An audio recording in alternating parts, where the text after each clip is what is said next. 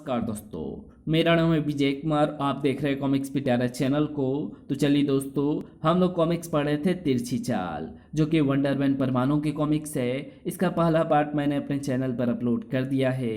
पहले पार्ट में मैंने इस कॉमिक्स को 20 पेज तक कवर कर लिया था। अब इस पार्ट में इसके आगे कहानी को शुरू करते हैं। उन चूहे के रूप में जो जमीन पर तुम्हारे लिए कोई मैसेज लिख रहे हैं। Oh no! परमाणु, तिरछी टोपी की तिरछी चालों का सामना करने के लिए तैयार हो जा। ओह, इन चूहे ने अपने आप को घायल करके मेरे लिए तिरछी टोपी का मैसेज लिखा है। जरूर इन चूहों की मदद से ही तिरछी टोपी यहाँ से भागा है। इन्होंने ही उस तक ये टोपी पहुंचाई होगी। और देख सकते हैं इसके आगे जो है ये किसी दूसरे कॉमिक्स का पृष्ठ है। देख सकते हैं ये 21 नंबर पृष्ठ है और ये जो है 22 नंबर पृष्ठ है, लेकिन ये इस कॉमिक्स का पृष्ठ नहीं है। तो अब देख सकते हैं यहाँ क्रिटिकल सिचुएशन यहाँ आ गई है।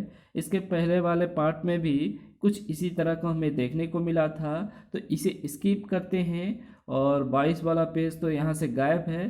तो इसके आगे कहानी को शुरू करते हैं। थर्ड, यहीं बंधे पड़े रहो। अब आपको डरने की जरूरत नहीं, आप सभी सुरक्षित हैं। Thank you. Don't mind. परमाणु ने जितनी गर्मजोशी से उस आदमी का हाथ मिलाया था, उतना ही उसे जोर का झटका लगा। ये क्या, इस आदमी के हाथ एकदम ठंडे पड़े हुए हैं, एकदम बर्फ की मानिंद। किसी आदमी का हाथ इतना ठंडा कैसे हो सकता है? ओह नहीं, इसने तो मेरे हाथ को बुरी तरह जकड़ दिया, बिल्कुल ऐसे जैसे लोहे का सिकंजा अपने में फंसी वस्तु को जकड़ता है। आश्चर्यचकित परमाणु को अगले ही क्षण और भी ज्यादा आश्चर्यचकित हो जाना पड़ा। ओह ये क्या, ये तो पूरी फैमिली ही मुझसे लिपट गई। ना सिर्फ लिपट गई, बल्कि इन्होंने मेरे शरीर में अपने दांत भी गड़ाने शुरू कर दिए हैं। मुझे इन्हें अपने से दूर करना होगा। परमाणु ने चारों को अपने से दूर उछाल फेंका और इसी के साथ परमाणु को हैरानी का एक और झटका लगा। ओह, मैंने उनको इतनी तेजी से अपने से दूर फेंका, लेकिन फिर भी ना तो उनको चोट का आभास हुआ और ना ही उन्होंने खड़े होने में ज़्यादा देर लगाई, और अब वे किसी जिंदा लाश की तरह मेरी तरफ बढ़ते आ रहे हैं। लाश? वे सचमुच ही लाश हैं जिन्हें जिंदा किया गया है, और उन्हें जिंदा करने वाली मुझे एक ही चीज नजर आ रही है, वे टोपियां जो उनके सिर पर नजर आ रही है। और उन टोपियों की उनके सिर पर मौजूदगी बता रही है कि तिरछी टोपी ने अपनी तिरछी चाल चलना शुरू कर दी है, और उसने मुझे फंसाने का आइडिया अच्छा है। लेकिन मैं इसे तिरछी टोपी की बचकानी चाल ही कहूँगा, क्योंकि उसकी इस चाल को आसानी से औंधे मुंह गिराया जा सकता है, उनके सिरों से टोपियों को गिराकर। टोपियों के सिर से अलग होने के साथ ही वे चारों लाशें लहराकर नीचे आ गिरी। लेकिन परमाणु को अभी संभलने का समय नहीं मिलने वाला था। ओह, उधर से एक टोपी तेजी से मेरी ही तरफ लहराती आ रही है। यानी अब तिरछी टोपी उस टोपी से मेरी गर्दन उड़ा देना चाहता है। उसकी एक और बचकानी चाल। एक मिनट, ये टोपी मेरी गर्दन काटने नहीं, बल्कि मुझ पर ये कागज बरसाने आई है, जिस पर शायद कुछ लिखा हुआ है मेरे लिए। कागज परमाणु के लिए ही था। मेरी तिरछी चाल का एक छोटा सा नमूना अभी अभी तुमने देखा। ये मेरी चालों की शुरुआत थी, और अब इन चालों की भयानकता और मारक क्षमता भी बढ़ती जाएगी।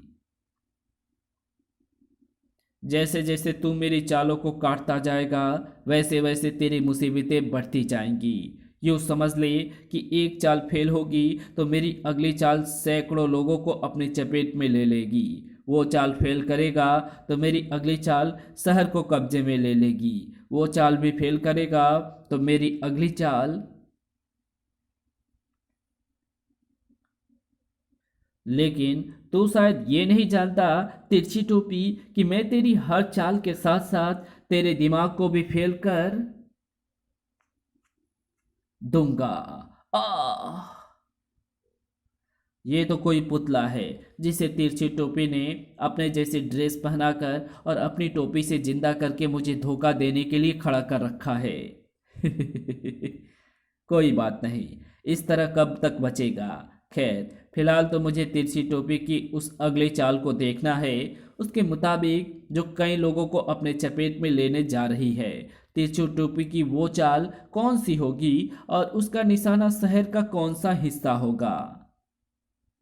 परमाणु टावर, जिसकी तरफ उठी हर निगाह में आज आश्चर्य भरा हुआ था।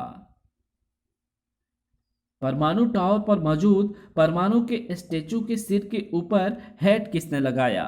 जिसने भी लगाया, लेकिन उसने जोरदार काम किया, क्योंकि उस बड़े हेड में परमाणु का स्टेचू बड़ा हैंडसम लग रहा है।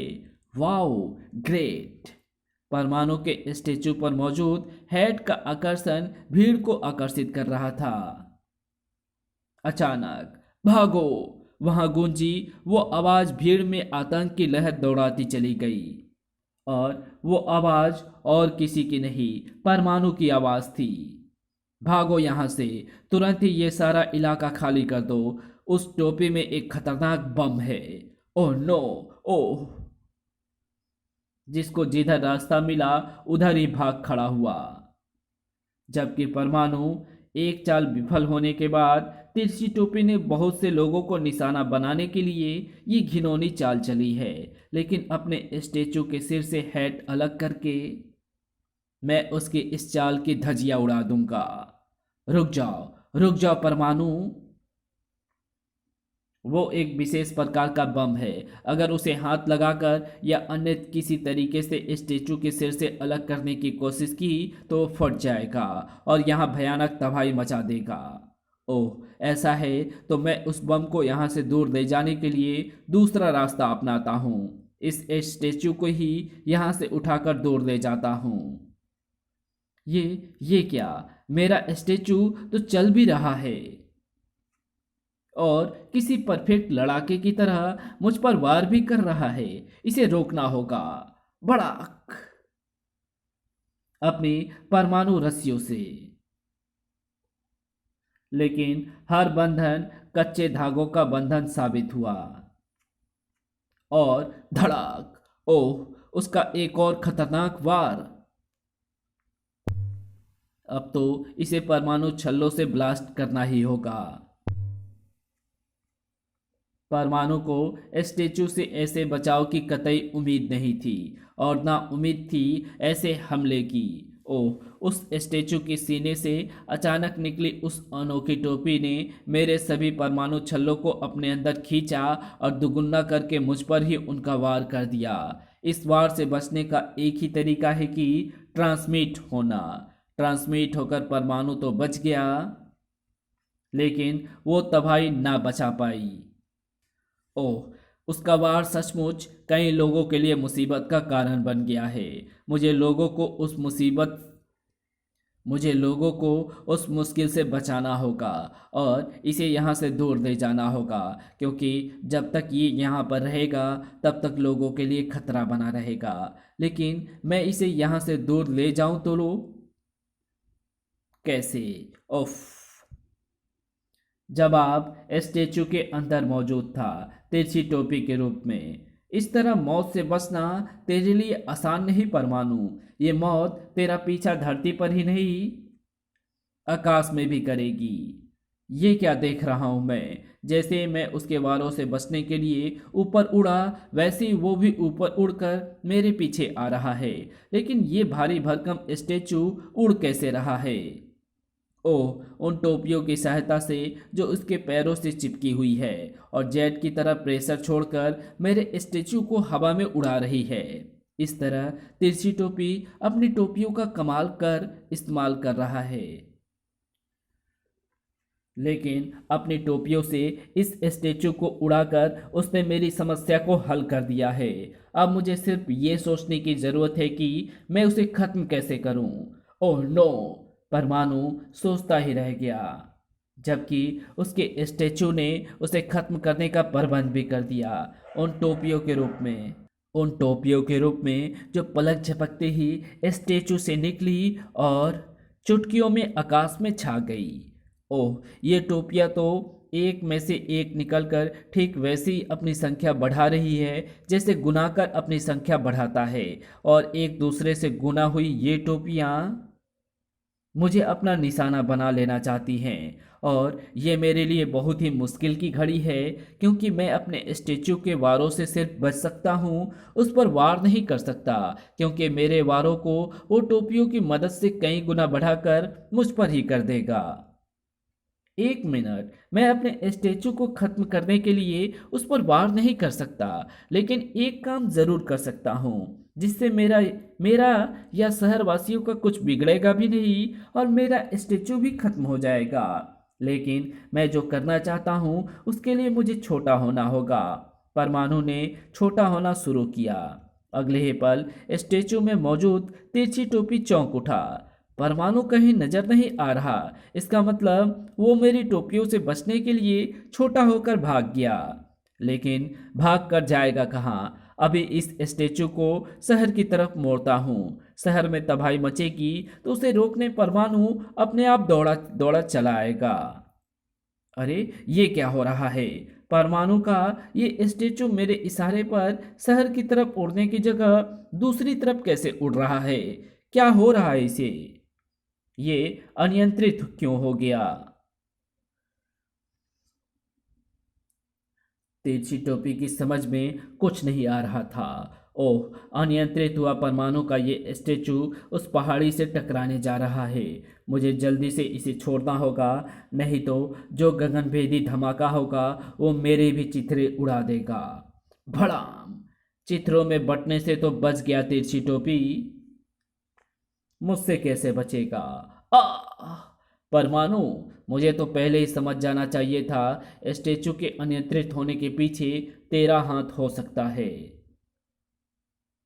तेरी तरह ही हर अपराधी ये बात देर से समझता है, लेकिन तब तक इतनी देर हो चुकी होती है कि उसे संभलने का मौका ही नहीं मिलता। जिन्हें संभलने का मौका नहीं मिलता वो और होंगे परमाणु। ये तिरछी टोपी है, और जब तिरछी टोपी अपनी टोपी के साथ संभलता है तो सामने वाले तिनके की तरह उड़ जाता है। उफ! तिरछी टोपी के हाथों में थमी टोपी से तेज आंधी निकल रही है, और आंधी भी धूल भरी जो कुछ दिखने नहीं दे रही है। सर! लेकिन ना दिखाई देने के बाद भी मैं इस धूल भरी आंधी को चीरकर उसके पास पहुंच सकता हूं। पहुंच गया। अब मेरे लिए तिरछी टोपी के हाथों से आंधी को उगलने वाली टोपी छीनना मुश्किल नहीं है। अरे, ये क्या? ये टोपी किसी के हाथ में नहीं है, बल्कि हवा में लटकी हुई है। इसका मतलब इस टोपी की आड़ लेकर तिरछी टोपी भाग गया। ये अच्छा नहीं हुआ। तिरछी टोपी का मेरे हाथों से निकल जाना अच्छा नहीं हुआ, क्योंकि उसके भाग जाने का मतलब है कि मैंने उसकी एक और चाल को फेल कर दिया है, और उसकी इस चाल के फेल होने का मतलब है कि इस बार वो जो चाल चलेगा उसमें पूरा देश फंसेगा। कैसे? तिरछी टोपी वो चाल कैसे चलेगा जिसमें सारा देश फंस जाए? इस टोपी की मदद से इस देश को फंसाने वाली चाल चलूंगा, क्योंकि इस टोपी का संबंध है लादोनी नामक उस आतंकवादी से जो दुनिया का सबसे बड़ा आतंकवादी और महाबली देश अमेरिका का सबसे बड़ा दुश्मन कहलाता है। परमाणु से बदला लेने के लिए तिरछी टोपी जो तिरछी चाल चल रहा था उसका निशाना तो भारत ही था। इस कहानी को यहीं समाप्त करते हैं। इसके आगे कहानी पढ़ेंगे इसके पार्ट 3 में, तो मिलते हैं इसके तीसरे पार्ट में। तब तक के लिए बाय। अगर आपको ये वीडियो पसंद आई हो तो इस वीडियो को लाइक शेयर कमेंट ज़रूर कर देना। चैनल पे नए हो तो चैनल को सब्सक्राइब कर ऑल नोटिफिकेशन को सिलेक्ट ज़रूर कर देना, और जहाँ इस वीडियो की ज़रूरत हो वहाँ इसे शेयर ज़रूर कर देना। Thanks for watching my videos.